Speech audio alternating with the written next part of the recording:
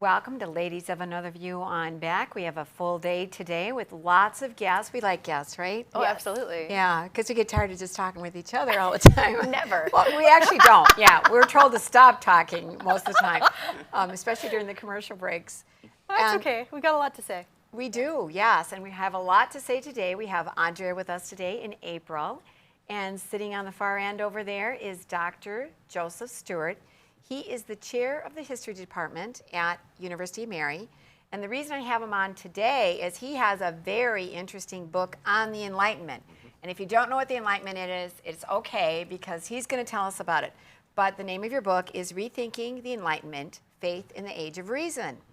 Welcome to the show. Thank you. Thank you so much for having me. Before we get into the book, tell us all, what is the Enlightenment? I know it's a big topic, but I know you can whittle it down. Sure. So it's one of the great eras of history. In like the Reformation or the medieval period, you have the Enlightenment period of the 18th century, which would be the 1700s. And it's a great time of just exciting new developments in knowledge, in technology, in the sciences that really gave birth to the modern world. And I say that both for good and for ill. And maybe we can talk about some of that, I think, as we go through today. But really gave birth to the modern world for good and for ill. It's the time of the Great American Revolution and the French Revolution. Many of the ideologies that shape modernity, from capitalism to socialism, are all sort of rooted back into this time of the Enlightenment. And so that's what makes it so fascinating. But it had an anti-religion slant to it too, right? One side of it did, yeah, that's right. And that's one place of sort of conflict between religion and modernity. It is in this viewing sort of reason as something that's opposed to faith. And that was one of the legacies of the Enlightenment. But there was another side of the Enlightenment in which religious people very much engaged with it too, which is part of what my book is trying to uncover, that more sort of forgotten side called the religious Enlightenment. And you might be wondering, like, okay, fine, like, are we doing history lessons now on Ladies of Another View? But the reason I have you on is because there's a lot of similarities to what's going on right now. Isn't that your angle?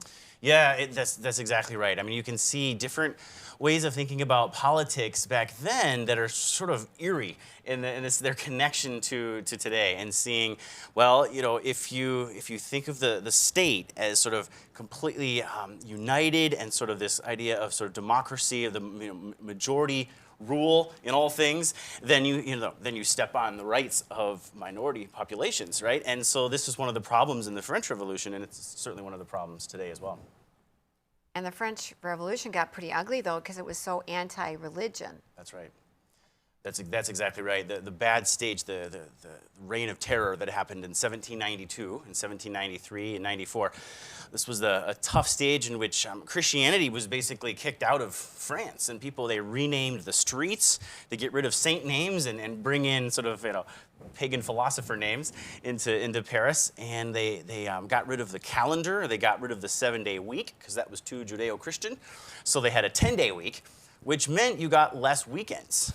So, the common people weren't as happy with the 10-day week as the 7-day week. But anyway, the government had a big program for let's erase our memories of the Christian past of France and create this new secular state. And that was their project.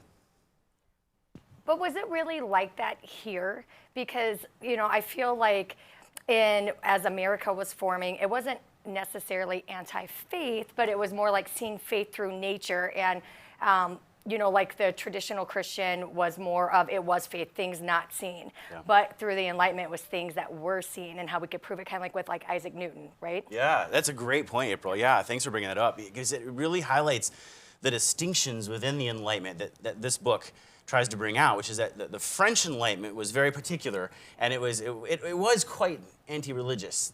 There were faithful people in it, but it was very different than both the British Enlightenment and the American Enlightenment, as you just spoke so well.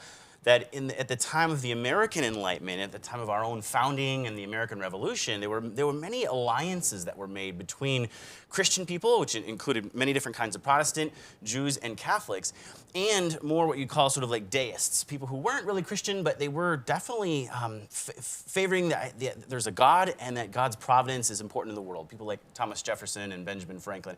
So there was an alliance between these different kinds of people that fed into the very building up of our country country, in the founding of our country, and that was very different than what was going on in France.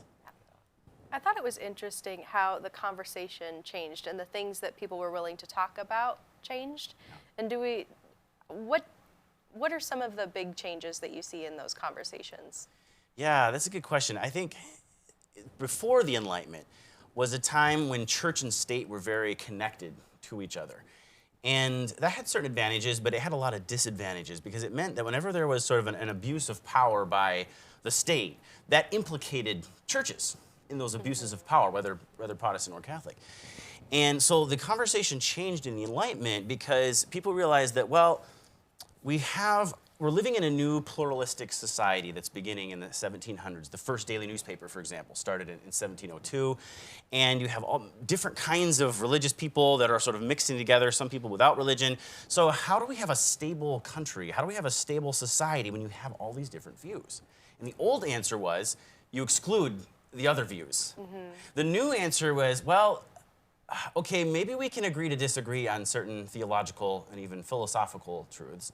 And maybe we can just emphasize sort of what's most common, what's most important in our lives together as a people. Not that theology isn't important, of course, but that there's certain parts of theology maybe that are not directly needed for policy and governing, in most situations at least, in a state. And that was how the conversation was really altered, that we need to figure out how, through reason, to find common principles and values on which we can live together.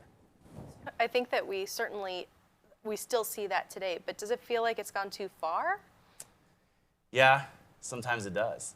And that's why the Enlightenment, I'm not going to hold it up as sort of the answer to all problems or the best historical period. It's a historical period like any others. It had its own strengths and its own weaknesses.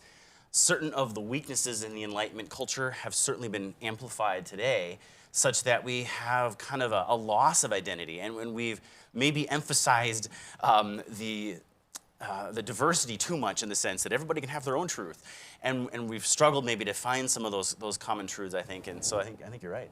Yeah. Well, and there's also some of the things that I took out of Enlightenment when I studied it were things like censorship, arrogance, aristocrats, really segregating, even though they were trying to bring people together, at the same time. But we're seeing a lot of censorship now. Yeah, that's right. And that's not what we want. That's right. That's right. Yeah, I mean, one of the great values of the Enlightenment that we can see in like a philosopher like Immanuel Kant, for example, but many others, was free speech. But they didn't live free speech perfectly back then either. Like you said, censorship was still a part of the problem, and it is a problem today too. On the other hand, it does raise a conversation about free speech, because I don't think most people actually would argue that free speech should be unlimited. I think most people would recognize that there are certain limits with copyright violations and sedition and pornography and these kinds of things that, communities should have the right actually to limit free speech. But that immediately raises the question, how do you do that? And what are the principles on which you would limit that? But the answer isn't always clear. Okay, well, we are going to talk about more of the Enlightenment, and you're even going to talk about the Enlightenment as it's connected to North Dakota, which I can't wait to hear what you have to say about that. We'll be right back with Ladies of Another View on Beck. Respect, innovation, trust, and excellence. These core values can be seen in every building built by Straightway Construction. In the community for over 15 years, Straightway Construction has become the premier construction company for commercial projects. From dirt to design and framing to finish, Straightway Construction is your number one choice. You won't have to look far to find a project that has that Straightway touch. Call them today or go online to straightwayconstruction.com and let them make your vision a reality.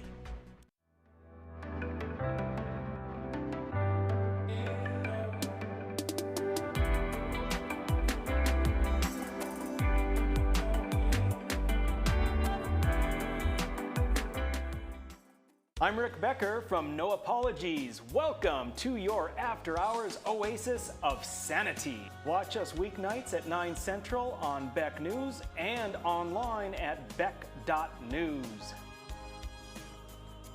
Hi, I'm Dennis Haugen, along with my sons Andy and Mike, and we're showing our support for wind energy in North Dakota. Wind energy has provided farmers like us with a steady stream of income that's not tied to the weather like crops and cattle are. Another bonus is that wind farm owners are required to maintain the roads leading up to the turbines. Because of that, oftentimes these roads are the best in the county. Wind energy is good for landowners, it's good for the land, it's good for our economy, and it's good for North Dakota. Hey everybody, I'm Doug Billings, your host of The Right Side with Doug Billings on Beck News. We bring you high-profile guests, ladies and gentlemen, exclusive guests. Now, you're not going to see these guests in most of the mainstream media outlets. Another thing that I do here is give guests a platform to speak freely. You're not going to see me censor anybody. Please join us, won't you? Weeknights right here on Beck TV and online at beck.news. Cheers. Pub 21, your one stop for fun, drinks, and food. Our spacious facility provides COVID-safe fun for you and all your friends. With nightly bingo and specials, you can be sure there's something to do for everyone. If you're staying in for the night, we've got you covered just across the way with Pub 21 Liquor. We have a wide variety of options, from wine to whiskey and everything in between. Stop in today at 1014 South 12th Street in Bismarck to see what all the buzz is about. You won't be disappointed. 40 years ago, Aero Service Team started with one truck and lots of hard work. Times may have changed, but the hard work that we put in to get your lives back in order after fire, water, and disaster hasn't. Over the years, we've seen so many families lose their belongings due to water and fire damage. Restoring homes back to the original state has made every hour of hard work well worth it. Thank you for trusting our family with yours. When disaster strikes, you only have to make one call. Aero Service Team does it all.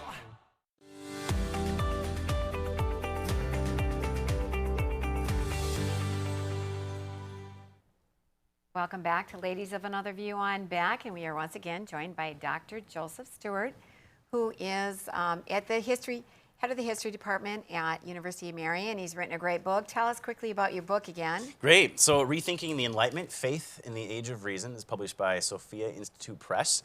And, a lot of people think that the Enlightenment is just sort of opposed to religion, which it was in many ways. But there were other sides of the Enlightenment that were actually quite favorable to religion. And so the book simply argues that religious people, Christians in particular, interacted with the Enlightenment in three ways, three strategies, I call them. One was through conflict, because there was a conflict back then, as there still is to some degree. But a second strategy was through engagement, and really trying to engage leading Enlightenment thinkers from Locke to Rousseau to Kant to many others in a very sophisticated kind of way, and scientists as well. And then the third way that they interacted with the Enlightenment was through retreat, in which they just said, you know what, we're just going to kind of ignore what's going on, and we're just going to sort of build up our households from within. So that's the three strategies that religious people took in the 18th century. So you talked a little bit about conversations, and a little bit before the break. Where did those conversations take place, and what did that look like? Well, one of the places they happened were in the new burgeoning social life of the age in coffee houses. So coffee had been imported from the Ottoman Empire in the 1600s, and Europeans fell in love with it. It quickly crossed the ocean to us Americans too, of course. And so coffee houses spread throughout all the major cities in Europe. They became just hubs of social interaction. Some people would literally just hop from coffee house to coffee house throughout the day. You'd pay a penny to get in, and then you can just sort of enjoy coffee and tea. It was poured very, very hot, so they would pour it really high like this so that it would cool on its way down. And there'd be smoke and steam in the atmosphere, and everybody just talking just crazy amounts, rather than very unlike our own kind of where we're all huddled on our phones and in the corners of the coffee houses now today. But back then it was just sort of a full-on walk in, and people would immediately, just complete strangers, ask you, what news have you? And you would be expected to divulge latest, social gossip or news you heard about what's going on in France or whatever. And this would be sort of where free speech was born as a social value that we hold dear in the modern world. It was born in these coffee houses across Europe where there was this kind of exciting social life taking shape. And they had some rules for conversations too, right? Yeah, that's a great point. They did. It wasn't meant to be just where anything goes, this kind of like libertarian approach. And sometimes people think that's what the Enlightenment was about. It wasn't actually. They had a strong cultural sense. They had a strong civic sense that there are norms by which we should communicate with each other. And they called this polite sociability. I love this phrase, polite sociability. And this is the idea that, there's a certain kind of elevated way to communicate with each other. We shouldn't interrupt. We shouldn't directly contradict another person. We shouldn't use sort of gross kinds of vocabularies and things. Some coffee shops even had signs up saying, you know, you're free to talk about anything, just don't diss God or the king. You know, in English. Right. And so you don't do that, and if you start a fight, you have to buy the rest of the table coffee. Right? You gotta buy the next round, right? So this idea of polite sociability, you know, was an aristocratic ideal that was kind of like settling down to the lower classes, and they were sort of trying to rise up to it. And I think is an important point of contact for us in the 21st century in our social media and in the way we communicate with each other about politics, to learn some lessons from the past about free speech and certain legal limits, but also certain just sort of cultural limits on it that are really important. Wouldn't it be nice if polite sociability still happened today? It's such a different way of thinking, because I think sometimes we step on each other so much. And I think in our day and age, it's not okay to have your own opinion. If you disagree with somebody else, it's not, you know, like it's combative instead of respectful. And it's great that the coffee houses were a place that they could actually just portray everything that they were thinking and really get news out, but respectfully. That's right. The art of conversation. Right, we always think we're more advanced, but in that, I think they were more advanced. I think so. Yeah, and respectability. Well, tell us about North Dakota. Sure. Because I'm intrigued by how you made a connection with the Enlightenment. Yeah, well, you know, North Dakota doesn't become a state until 1889, and so it's a long time after the Enlightenment. So we went, what are the connections from the 18th century to us here today in North Dakota? And I think there's two main ones. So the first one has to do with the structure of our land. So if you're flying in an airplane into Bismarck and you look down, you see a checkerboard, right? You see 1 mile squares of land that our entire state is broken up into.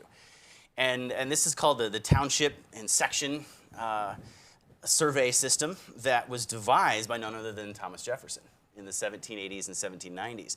And his idea, and Jefferson was one of the great leading lights of the American Enlightenment, of course, and his idea was that we should have a rational system for dividing up land so that we can have clear title to land. That was a constant problem in the East Coast. So if you fly an airplane into, like, say, Philadelphia, and you're looking down at the land, it looks very different. The roads are winding all over the place, right? So that's the old sort of medieval style of land. You don't have the nice square blocks. So if you have a frontier and people settling in the West, including North Dakota, we need to be able to quickly find where my land is that I bought from far away and settle it and have clear claim of title to it. And so one way to do that was to create a checkerboard across most of the country, and that was an Enlightenment kind of Age of Reason scheme that has shaped our lives in North Dakota. So that's one major way.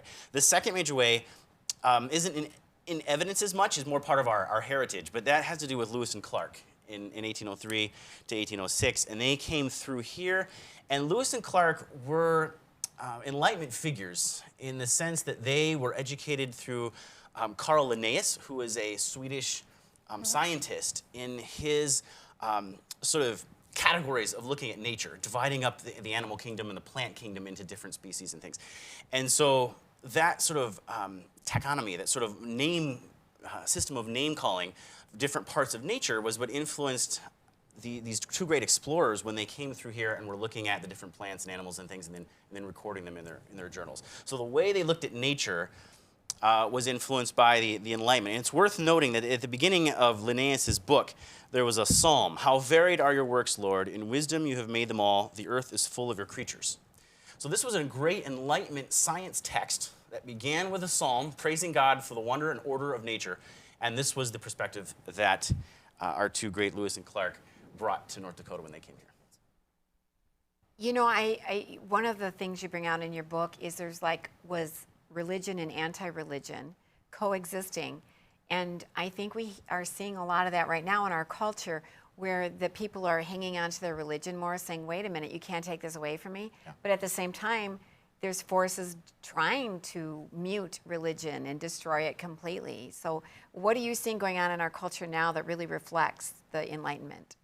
Yeah, well, I guess two things. You could look at it in two different ways. One is, definitely that conflict that you're talking about. We saw that in the French Revolution, in which the elites of that time, Robespierre and other sort of elite figures of the French Revolution, saw Christianity as a threat. They saw it as an alternative value system that conflicted with their own value system that they wanted to impose on the rest of France, which they had tried to do forcibly by expelling Christianity and killing those who wouldn't go along with it. It was quite brutal, through the guillotine, thousands of people. So when you conceive then of sort of two systems that are conceived of as mutually exclusive, then you get this kind of this conflict. And you do see that today in some people.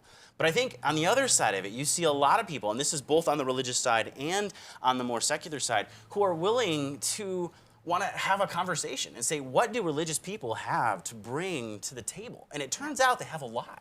They have a great educational tradition. They have a great tradition of taking care of the poor and the sick through healthcare. This sort of practical side that is really part of hundreds of years of religious tradition. People realize that if they're willing to sort of negotiate and have a conversation, realize, okay, actually religion has a lot to bring in terms of meaning, in terms of care for other people to the table. And so I think the Enlightenment, both legacies come out of the Enlightenment to today. And I think studying it in the past can help us think more clearly about it today. Well, thank you. Yeah, I wasn't thinking about the Enlightenment with today's culture, but you really brought it to bear. So thank you so much for joining us today. And I really encourage people to take a look at Dr. Stuart's book, The Age of Enlightenment, Rethinking the Enlightenment, Faith in the Age of Reason. So we will take a quick break, and we have more. We're going to talk about Afghanistan coming up next with Ladies of Another View on Beck.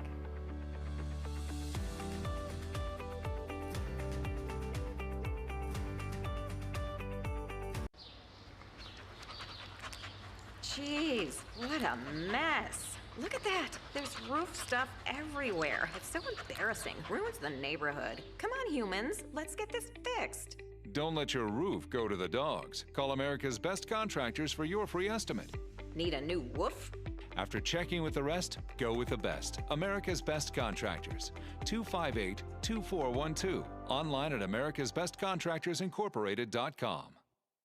At Beck Communications, we've been planning for your future. Over the past decade, we've placed nearly 200,000 miles of dedicated fiber optics in the ground. Enough fiber optic strands to circle the world 8 times. Taking no shortcuts, we connected every home and business in our service area with dedicated fiber optics. It's your personal, unrestricted, unthrottled connection to the world. Best of all, this dedicated fiber means you do not share your connection. We call this intimate dedicated connection Beck Fiber. Ever been in a cave before? It's our first time. All right.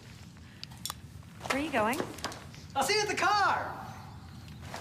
But how will we? The car! Your offer has been accepted. Ever bought a house before? It's our first time. All right. Where are you going? I'll see you at the closing.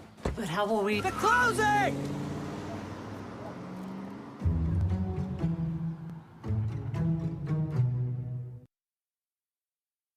Hi, it's me, Anthony Sullivan. And yes, you've actually caught me at home relaxing because life's been pretty worry-free since I got coverage with American Residential Warranty. You won't believe what ARW covers. Heating and air conditioning, washers and dryers, kitchen appliances, plumbing, water heaters, electrical systems, flat screens and laptops, even pools and spas, and so much more. Call American Residential Warranty. They'll get you covered. 1-800-219-1467.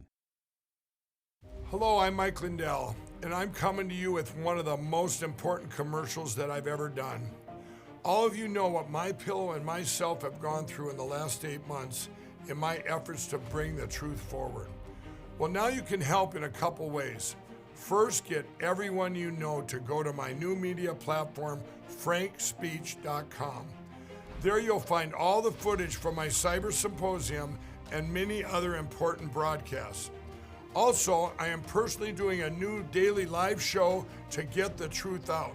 It's at 11 a.m. and 6 p.m. Central Time, Monday through Friday.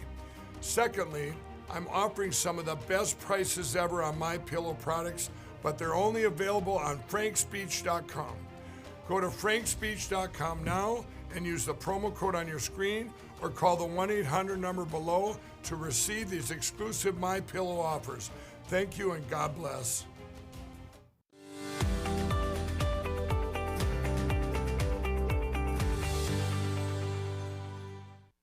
Welcome back to Ladies of Another View on Back. And this segment's going to fly by because it's emotional, and I want to talk about it. I don't want to forget about Afghanistan like the mainstream media wants to, like Joe Biden seems to want people to forget about it, like, okay, that's yesterday's news. It's ongoing news, and it's heartbreaking. And it's also affecting our reputation throughout the world. But the worst thing is that there are Americans left behind, and some of our allies were left behind. But take a look at what Australia, as well as other countries too, but here's an example of Australia, Sky News, what they think of what's going on with our president. To the catastrophe that is the Biden presidency. Even his most enthusiastic supporters in the media can no longer hide the pure incompetence and malice of this cognitively impaired joke of a leader. Thank you. May God bless you all, and may God protect the troops and all those standing watch for America. We have so much to do. It's within our capacity to do it. We just have to remain steadfast. Steadfast. We will complete our mission, and we will continue after our troops have withdrawn to find means by which we can find any American who wishes to get out of Afghanistan. We will find them and we will get them out. Ladies and gentlemen, they gave me a list here. The first person I was instructed to call on was Kelly O'Donnell of NBC. He couldn't even deliver a coherent, prepared statement for a minute. And he blurts out that he has to go to the person he was instructed to call on. This is the leader of the free world. They tell him who to call on. Okay, he said, we will find them. Well, okay, why did you leave the country then? Why now we have to find them. Now it's a hostage situation. Yep. Because now we have to work with the Taliban government. We have to recognize them as a government. And these are people, believe it or not. So Chris Como with CNN, who is not usually on our side, he did an interview with somebody who went by the name of Sarah. You could only hear the audio. She was continually trying to get to the airport, being given different directions. She's afraid for her life, and there are, we think, hundreds of people. They're not even sure how many people of just Americans who were left behind. And it was an artificial deadline that he gave himself, and they left 24 hours early, like, well, let's be early and get out of here. And we now have Americans left behind that are hostages. It's sad, it's heartbreaking, it's disgraceful. I know I saw reports on several different stations of 27 to 29 Sacramento students that are just left there. I'd like some proof too that they had warnings to get out beforehand. You know, I feel like they left it open saying anyone that wants to get out can leave. So then they weren't liable for anyone that was left. And I think it's just unfair to our country. I think it's unfair to our people. And what happened to we don't negotiate with terrorists? No, they totally set themselves up to do exactly that. There's no leadership here. You can see it. Like watching his speeches, or calling it a joke is generous. I think it's just absolutely depressing. That isn't what the leader of our country should look like. That's not what we should be expecting.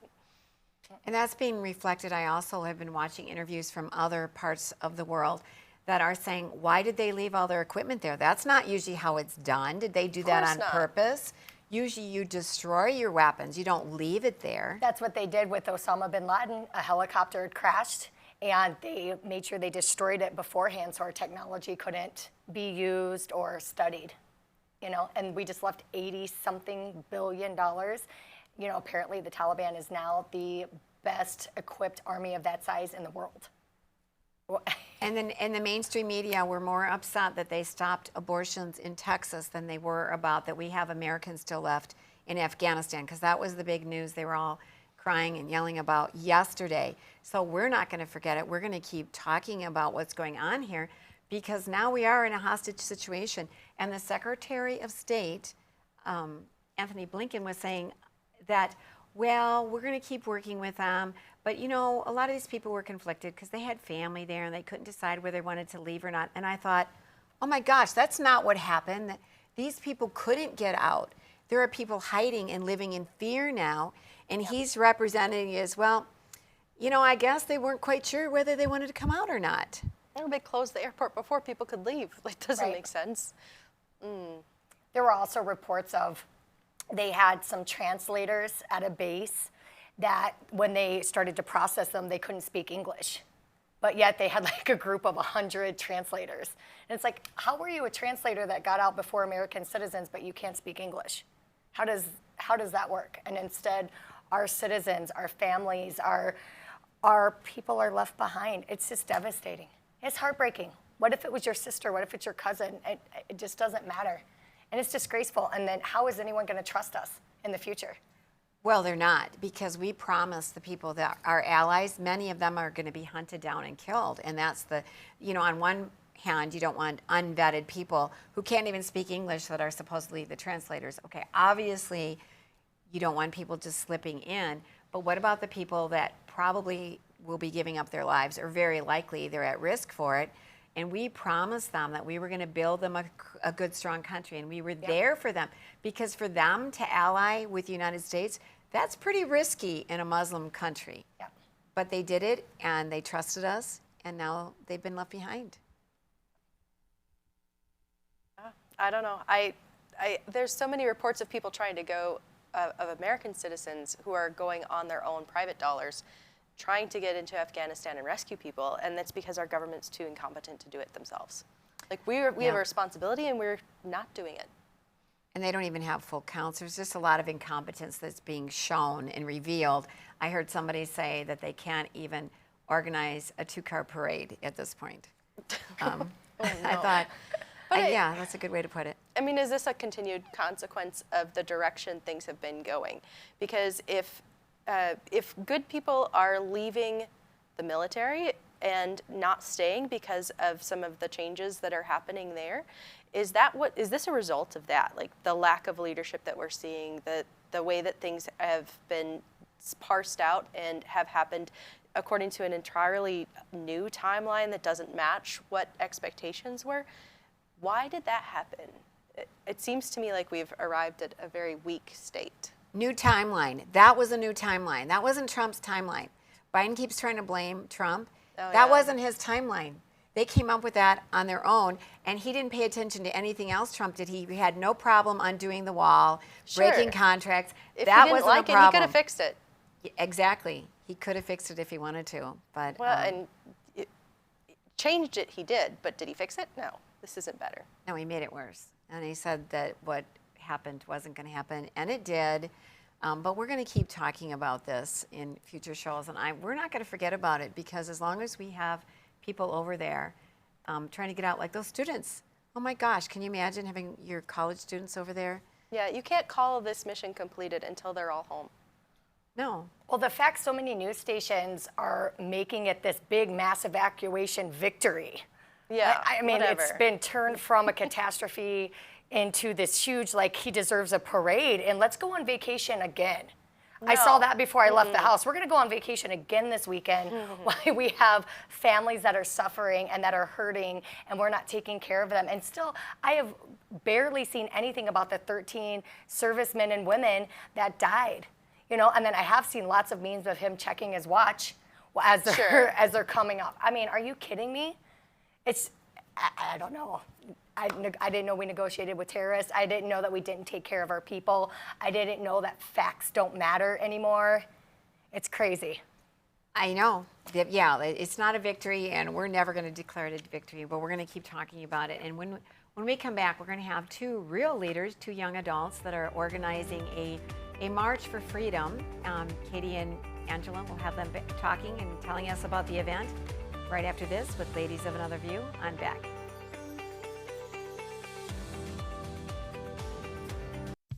Since opening in Hebron in 1940, Dakota Community Bank and Trust has been your hometown bank. Our mission has been to provide modern banking convenience with old-fashioned hometown service. We've grown with the communities we serve through year-round events, countless sponsorships, and nearly 7,000 hours of volunteering each year. Learn more about our 80-year history at dakotacommunitybank.com. Hop in the rig and go down the road with me. We'll cover local and national stories that impact you.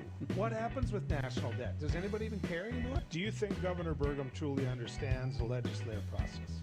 You know, I think he's got a better understanding now than he did 2 years ago. Why in the world are we having a conversation about being anti-vaccination? Down the Road with Joel Heitkamp weekdays at 5:30 Central on Beck News and online at beck.news. Respect, innovation, trust, and excellence. These core values can be seen in every building built by Straightway Construction. In the community for over 15 years, Straightway Construction has become the premier construction company for commercial projects. From dirt to design and framing to finish, Straightway Construction is your #1 choice. You won't have to look far to find a project that has that Straightway touch. Call them today or go online to straightwayconstruction.com and let them make your vision a reality. Jeez, what a mess. Look at that. There's roof stuff everywhere. It's so embarrassing. Ruins the neighborhood. Come on, humans. Let's get this fixed. Don't let your roof go to the dogs. Call America's Best Contractors for your free estimate. Need a new woof? After checking with the rest, go with the best. America's Best Contractors. 258-2412. Online at americasbestcontractorsincorporated.com. Hello, I'm Mike Lindell, inventor of MyPillow. Thanks to your support, you've helped make MyPillow become one of the fastest growing companies in America. Over the last 12 years, you've helped MyPillow create thousands of jobs right here in the USA. When I got MyPillow, I'm asleep almost immediately. I stay asleep at night and I wake up more well-rested in the morning. That's why I invented MyPillow. My patented fill adjusts to your exact individual needs and helps keep your neck supported and aligned. I'm interrupting this commercial right now. Retailers have canceled MyPillow, and to thank you for your support, I'm gonna pass the savings directly on to you. Go to MyPillow.com right now to get deep discounts on all MyPillow products. For example, you can get my premium MyPillows regularly $69.98, now just $29.98, the lowest price ever. For the best night's sleep in the whole wide world, visit mypillow.com.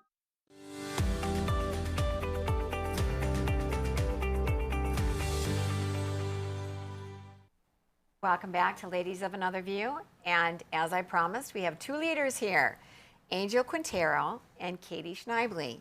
Thanks for having us. Welcome to the show. I'm happy to have you here today because you decided to organize a rally. It's on Monday, Monday at the Capitol. Why don't you tell us about it?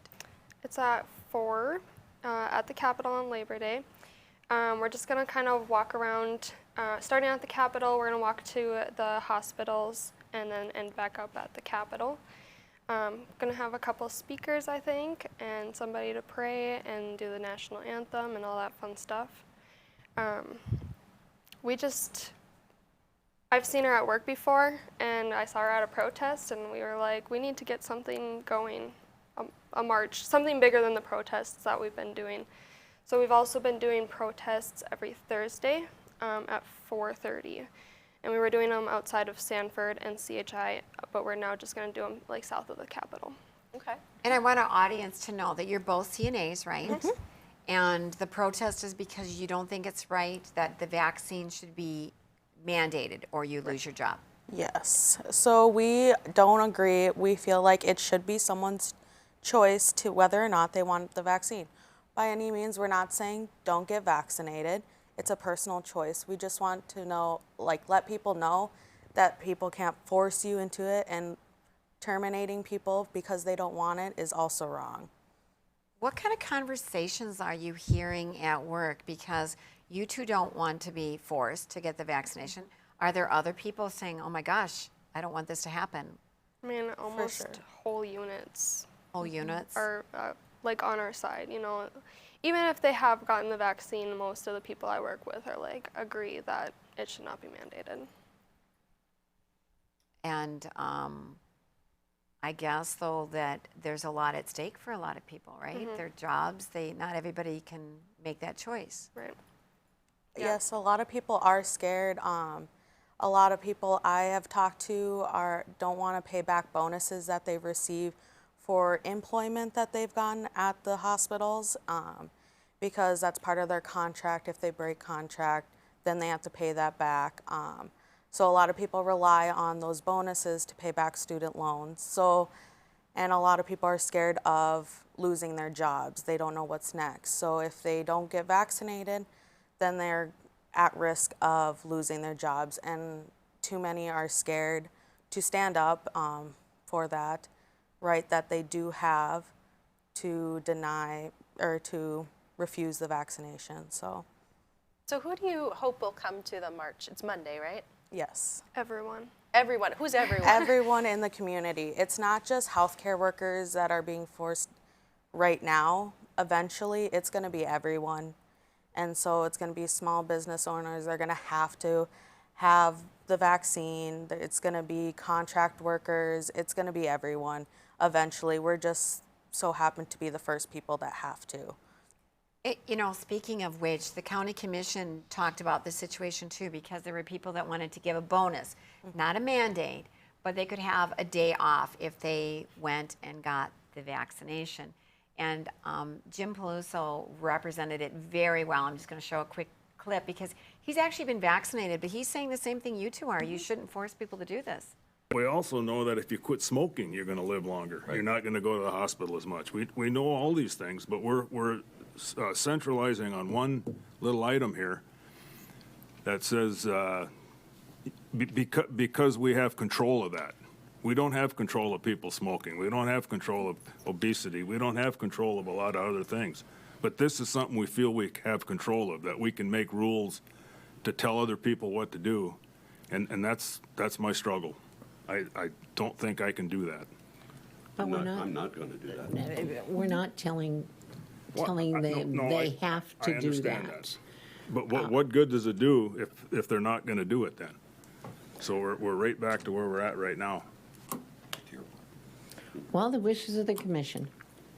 I do want to go back, though, that we need to, our constituents then, and we need to understand that at some point we may not be able to effectively get our services out to the community. Well, that's the whole world. That's the whole world. Well, our CPS department might be wiped out, or during tax season, some of those things, or the detention center might not be able to staff. I mean, that might be where we're at. Then are we saying if you get the vaccine, we're going to supply all those things? We're going to guarantee? Yeah, we can't. We're going to guarantee that our offices are going to be open? We can't do that either. Well, we do know that if you have the vaccine, you don't have to quarantine for 10 days. So one of the things that Commissioner Peluso brought up is even if you get the vaccine, you can't guarantee that everyone's going to be there, that you can staff, that you can control everything, that you can stop people from smoking. Explain to me how you feel about trying to be controlled and told what you have to do. So we worked the whole pandemic, the whole thing, without being vaccinated. We were considered heroes, nurses were considered heroes the whole time with COVID. And no one ever forced us in the beginning when the vaccines came out. And nothing has really changed. Yes, there's a new variant. People are getting sick, but that's no different than any other year. We are hospitals, so that's what we do. We treat people.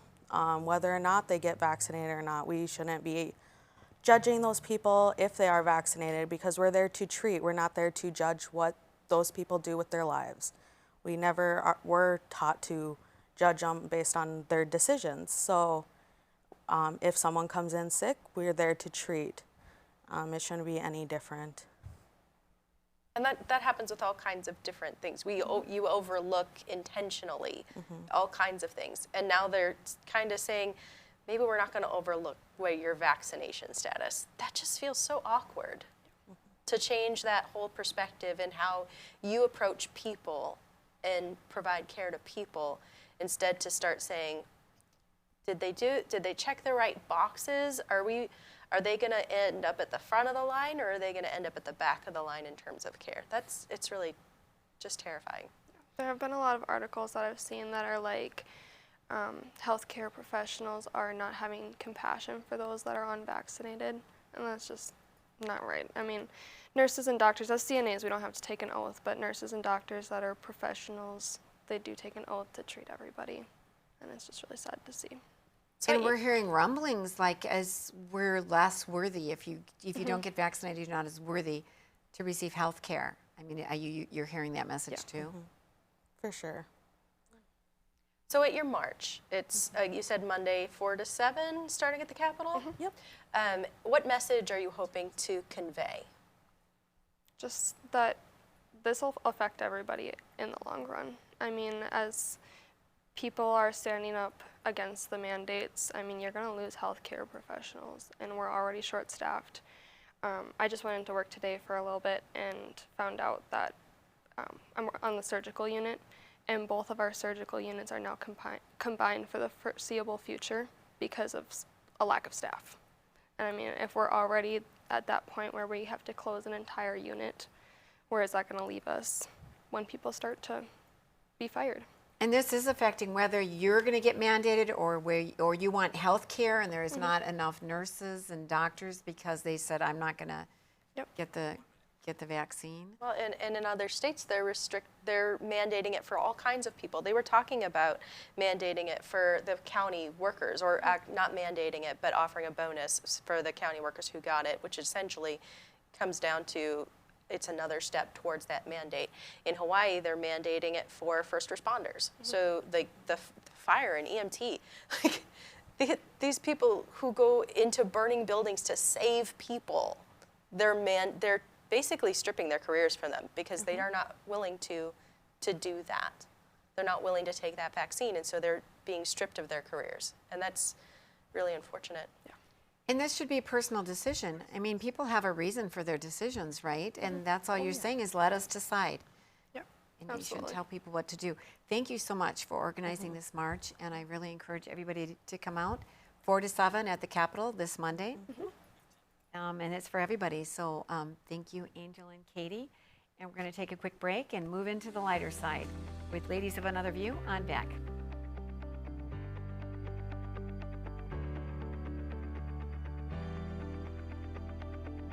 Respect, innovation, trust, and excellence. These core values can be seen in every building built by Straightway Construction. In the community for over 15 years, Straightway Construction has become the premier construction company for commercial projects. From dirt to design and framing to finish, Straightway Construction is your #1 choice. You won't have to look far to find a project that has that Straightway touch. Call them today or go online to straightwayconstruction.com and let them make your vision a reality. Deciding how to promote your business can be hard. Visit the professionals at Dakota Promotions and Printing and let them help you through your struggle. Dakota Promotions provides promotional items and apparel from corporate gifts to team shirts and everything in between. With quick turnaround times and friendly service, they are your best choice. And best yet, you're shopping local. Visit them online at dakotapromo.com or stop in their showroom at 320 West Main in Mandan. Dakota Promotions, delivering promotions just for you. Hello, I'm Mike Lindell, and as you know, my passion is to help each and every one of you get the best sleep of your life. That's why I created my new Giza Dreams bed sheets. The first night you sleep on my sheets, you'll never want to sleep on anything else. Go to MyPillow.com or call the number on your screen right now to get your very own MyPillow Giza Dream Sheets. When you buy one set of sheets, you'll get another set absolutely free. For the best night's sleep in the whole wide world, visit MyPillow.com. Every great pizza has a secret. At New York To Go, that secret lies in our perfectly recreated New York water, the key ingredient to making our signature New York-style pizza. We also feature gyros, with the region's only gyro meat spit, plus Nathan's hot dogs, calzones, and our delicious jumbo buffalo wings. Try a 14-inch or our special giant 20-inch pizza tonight. You gotta know how to fold them if you want to hold them. New York To Go, we deliver for you. 40 years ago, Aero Service Team started with one truck and lots of hard work. Times may have changed, but the hard work that we put in to get your lives back in order after fire, water, and disaster hasn't. Over the years, we've seen so many families lose their belongings due to water and fire damage. Restoring homes back to the original state has made every hour of hard work well worth it. Thank you for trusting our family with yours. When disaster strikes, you only have to make one call. Aero Service Team does it all. I'm Rick Becker from No Apologies. Welcome to your after-hours oasis of sanity. How can these people not see that they're just clowns? We help simplify and educate you on things going on in the legislature and around the country. Asking the hard-hitting questions. But also having Lee Stack and Sid and Marty Croft stuff, and we've talked about that sometimes. It's bad. Watch us weeknights at 9 Central on Beck News and online at beck.news.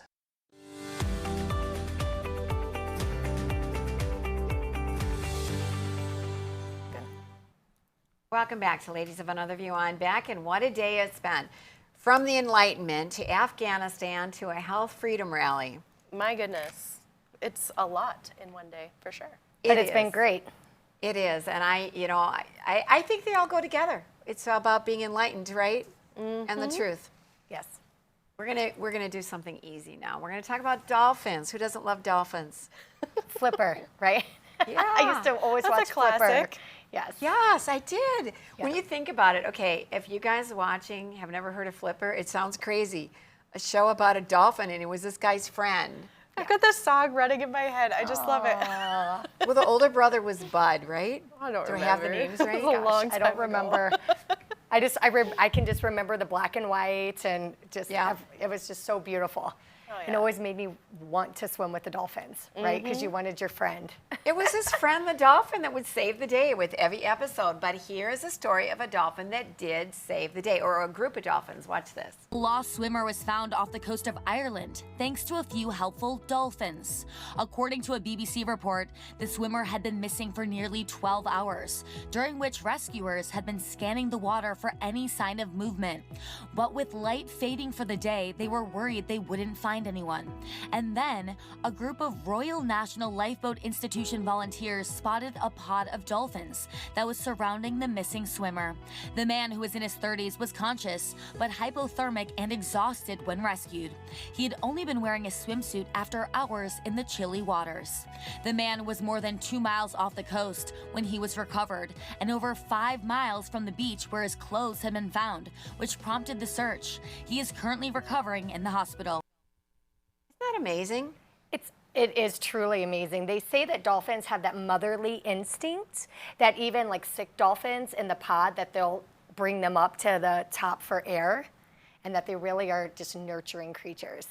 Kind of like elephants. Elephants are the land dolphins. They just kind of like take care, although I don't know that elephants help take care of humans, but it's amazing how many stories there are of dolphins helping to save just regular people, like humans. They're, different species. Yeah, they're absolutely beautiful.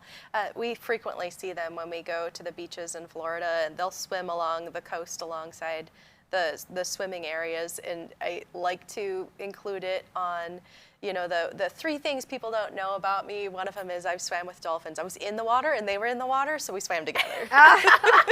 How close were they to you? I mean, I don't know. It's maybe 100 yards, maybe. Did it make you nervous at all? Oh, not at all. Okay. Not in the least. I don't know, if I just saw something really big with fins, even though I know dolphins are nice, I think it would make me nervous. I'm pretty sure the gulls make me more nervous than the dolphins do. When you fish, a lot of times the dolphins will follow you and snag your catch. So I don't know. I guess they're nice to humans, but maybe not nice to the other fish. I don't know. And we watched them hunt. We were off of Schnabel Island. It was a really cool day. It was about 55, which is cold for Florida. And there's the tide was going out, and there were divots and very shallow areas, and they would whip in and a pod of them, and they would circle very, very quickly around an area and drive all of the fish to the center, and the fish would try to jump out of the center, and that's when the dolphins would nab them. So they were aggressive hunters, pack mentality. It was pretty fascinating to watch. Well, you learn something new every day. Well, that is very interesting, but that is also really why it's so remarkable that they're meat eaters. They're aggressive, and yet they help humans. I really feel like God put them out in the ocean just to be nice and, Free Willy was a whale, but then there was Dolphin Tail. But the orcas, you said that. Killer whales are actually dolphins, right? Yeah, when I was researching for the show. Yeah, it's just a huge dolphin. It's amazing. Free Willy was an awesome movie too, right? It Yeah, made you, yeah. I was always scared of the ocean. I never went to the ocean until I was an adult. But then you had this secret love of dolphins, and you knew that if you were in the water, that they would help you and be, save you. And I don't know. That's what we. I never thought that, but that was a good thought, I guess, if you had to overcome your fear of what's out there. Because when you go into lakes and oceans, It's unfortunate there's you don't no know what's dolphins out there. in lakes. No, there's just like Loch Ness and Nellie. I'm on the boat doing the parade wave. Don't go swimming in Lake Sakakawea. It's way too deep. That's okay. Who knows Nope. what's down there? Yeah, it's not like we're used to chlorinated swimming pools, right? Where you don't have to worry about what's in there. Or you can see the bottom. That's also nice. Yeah, because you don't know. I mean, I always liked swimming as a kid, and we would go to lakes and I'd jump in the water. But I always thought, well, even in the ocean, I'd swim a little bit in the ocean. You don't know what's down there, and they may not all be dolphin friendly, They might be. Sure, you don't know. Yeah, I do think it's amazing though that dolphins are friendly because they do hunt and they're meat eaters. Like, why don't they hunt us? I don't know. I don't know. They're supposed to be extremely intelligent and very smart, very trainable. Their cognition is supposed to just be amazing, and they have like their own languages. I don't know. As I was studying for the show, I was like, this is fascinating. Oh my goodness. Yeah, it's awesome. Yeah, I do think. Well, I love animals, and so dolphins are such a nice. Are you going to friend. get a rescue They seem like dolphin? They're smiling all the time, don't they? Yes. Okay, I'll tell somebody funny. Well, I told April what the show was about today, and she goes, "We should have a vet on." And I said, "April, I don't have time to have a vet on," and she meant She was thinking of a veterinarian. She meant a That's what she veteran thought. of the military. So it was cute. I reread that, and I'm like, what? I know. So I thought we're There's not going to have a different vet meanings of on. vet, yeah. Yeah, but we will. I would like to have that kind of vet on, a military We vet, will. and get some perspective there. So thank you for joining us once again today. And Down the Road with Joel is coming up, and we'll see you again on Monday with Ladies of Another View on Beck.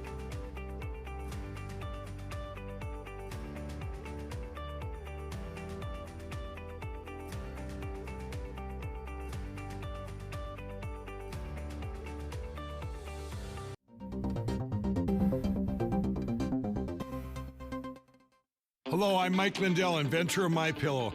Just like you, I had problems sleeping. I tried every pillow out there and nothing worked. 15 years ago, I invented MyPillow. It took me 2 years to develop because I wanted to have everything you would ever want in a pillow. I made sure that you could adjust my patented fill so you could have the exact support you need as an individual regardless of your sleep position. I also wanted a pillow that would last, so I made MyPillow machine washable and dryable. I back MyPillow with a 10-year warranty and a 60-day money-back guarantee. Not only that, I do all my own manufacturing in my home state of Minnesota. I really like the fact that it was made in the USA. I think that USA products are a better quality product. I've tried a lot of other pillows and nothing's worked like MyPillow. I'm interrupting this commercial right now. Retailers have canceled MyPillow, and to thank you for your support, I'm gonna pass the savings directly on to you. For example, you get my 6-piece towel sets, regular $109.99, now only $44.98, or MyPillow dog beds for as low as $19.99 with your promo code. I used to think that sheets were just sheets. I got the Giza Dream sheets. They are the most comfortable sheets I've ever had. The Go Anywhere pillow is so easy to just roll up and take anywhere I want to go. Go Anywhere pillow is really comfortable, so that's what I really like. It's nice and supportive, and it's nice and small. The MyPillow topper, for the first time, has enabled me to have a cool night's sleep. I'm able to go to bed and just get rest. That's 3 inches of wonderful that's in the MyPillow mattress topper. It's just like a firm cloud. MyPillow helps me get a good night's sleep so I can do my job in the morning. Go to MyPillow.com to get deep discounts, not just on my pillows, but so much more. For example, you get my 6-piece towel sets, regular $109.99, now only $44.98, or MyPillow dog beds for as low as $19.99 with your promo code. For the best night's sleep in the whole wide world, visit MyPillow.